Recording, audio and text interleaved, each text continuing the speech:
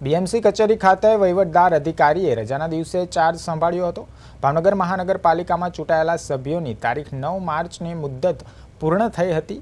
મનપાના ચૂંટાયેલા સભ્યોની મુદ્દત પૂર્ણ થતાં વહીવટદારે શાસન સોંપવામાં આવ્યું હતું। ચૂંટાયેલા સભ્યોની ટર્મ પૂરી થતાં તારીખ 10 માર્ચથી મનપાના વહીવટદારની નિમણૂક કરવામાં આવશે।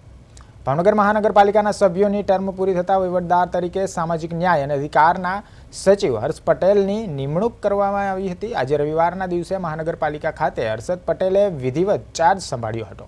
વહીવટદાર અધિકારી હર્ષદ પટેલે ચાર્જ સંભાળતા સાથે જ અધિકારીઓ સાથે બેઠક યોજી હતી।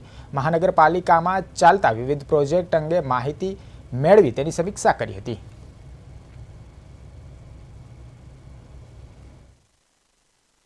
ભાવનગર મ્યુનિસિપલ કોર્પોરેશનના એડમિનિસ્ટ્રેટર તરીકે રાજ્ય સરકાર તરફથી મારી નિમણૂક થઈ છે।